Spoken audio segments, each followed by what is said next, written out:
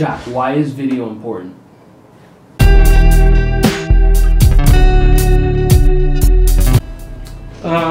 Well, why is video important?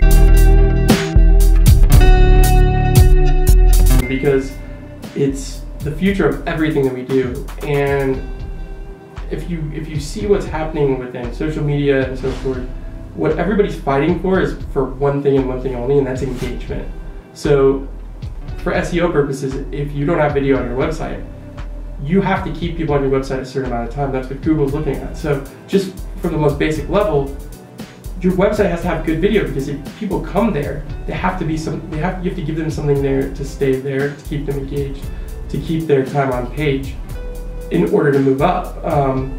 The other thing is, people are not, the attention span, we've lost people's attention span. So essentially, if you want to get people engaged, you want to capture their attention, you have one option and one option only in most cases, and that's video. Short, quick, to the point, and it has to stand out, it has to be different, it has to capture their attention, not blend in. I think that's where a lot of people are going wrong with video today. You've always got to be constantly innovating, changing your style and movement, humor. There's so many different things that have to go into video versus just telling somebody something. As a social media guru, I know you see a lot of different formats and posts and so on. What's the balance between, let's say, animation videos versus like videos that feature humans in them? How do I know that I should do 5, selfie type videos and 2 professionally produced customer testimonials, and then 7, let's say, motion full animation videos? How do I actually determine that?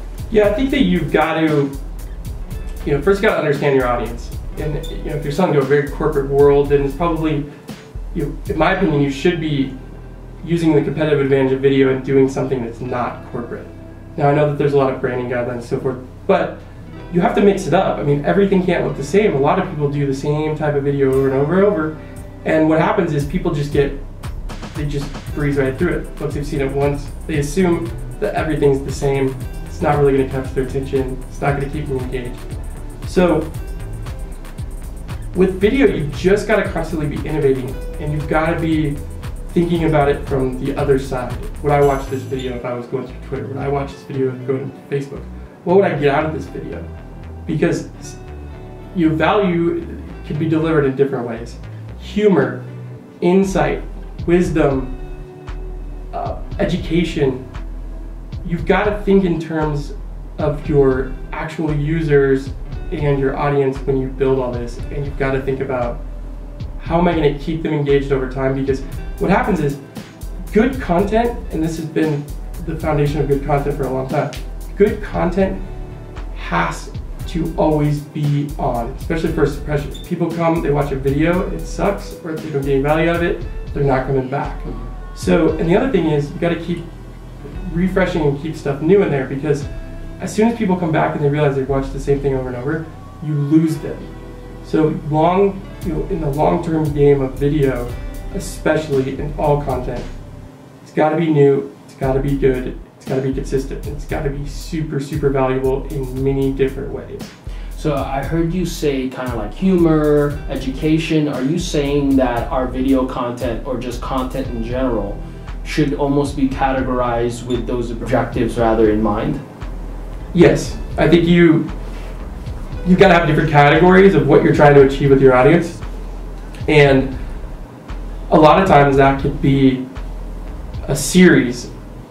A podcast series is great, a video podcast series, but then what's some other video series that you could do that could be funny? Maybe it's you kind of mock your brand a bit, right? You do some video reenactments of funny things that happen in your industry, because customer testimonials and all that, they're great for certain things, but I can tell you that a customer testimonial is only good to me if I'm looking for something and I'm in a competitive situation.